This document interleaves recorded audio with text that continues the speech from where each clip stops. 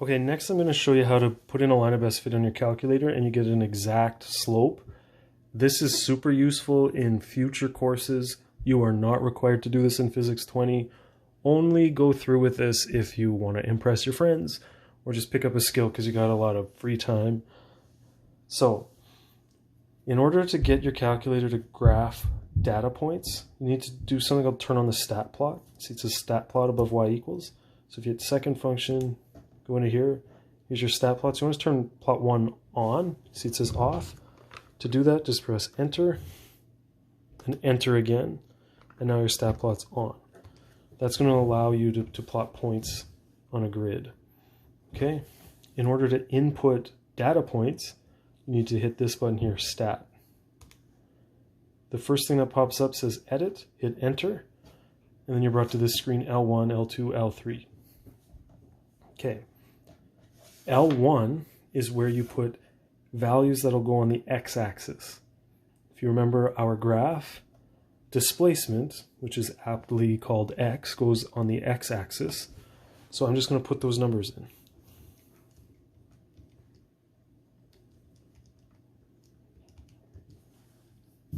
Okay. In L2, you put the y numbers. They have to be in the corresponding order, x and y. Okay. Now the calculator will plot points. You'll either have to change the window settings. This is a graph I did for another class. I should have deleted that. Give me a second.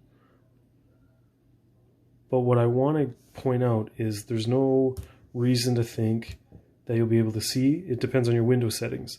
So you could change them so it makes sense with these values. But there's some really nice trick when you're dealing with stat plots. You just hit zoom 9. It'll just center your data. Okay, so those dots are these dots, without the line of course, but we'll get the line in a second, except perfectly plotted with a calculator's precision, not with a thick Sharpie marker on a 1/4 inch ruled paper I downloaded and printed from the internet. Alright, so next I'll show you how to get the line. A lot of buttons involved. You hit stat, arrow over to where it says calc. You want number 4, because that means linear regression. Check it out. If you just press enter, you're done. If you have a newer, like TI-84, you might have a menu here. If you just go down to calculate, or maybe it says execute, I'm not sure, just hit enter and check it out. Y equals ax plus b, that's like mx plus b in grade 10. This is the slope, this is the y-intercept. There's your answer. Slope, which is k, was 0.197. Okay, be newtons per centimeter. With my pen and paper, I got 0.2, which was really nice. However, we kind of lucked out in this example that the slope really followed the scale on my grid lines pretty much 1-to-1, which isn't very exciting. So that's done.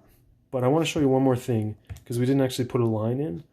What we did, though, is we got the equation of the line here.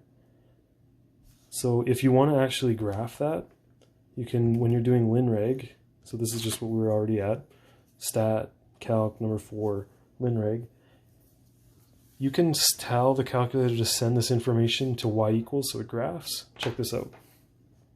You're on this, right beside linreg on your screen, or if you have that menu I mentioned on a newer calculator, scroll down to where it says store, and then do what I'm about to do.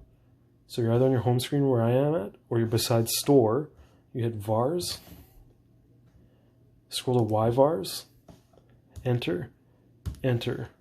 Now you're telling the calculator to send this stuff to y1. It'll do the thing, but check it out. When you hit y equals, the equation's there now, and it'll graph that equation. And that's cool. Alright, maybe this is useful. Maybe you prefer to use graph paper. I like doing this because I know my answer is exactly correct. And you have to use this kind of thing in Physics 30. And in some of your math. Math 30-2, you definitely have to use it. So, have fun out there.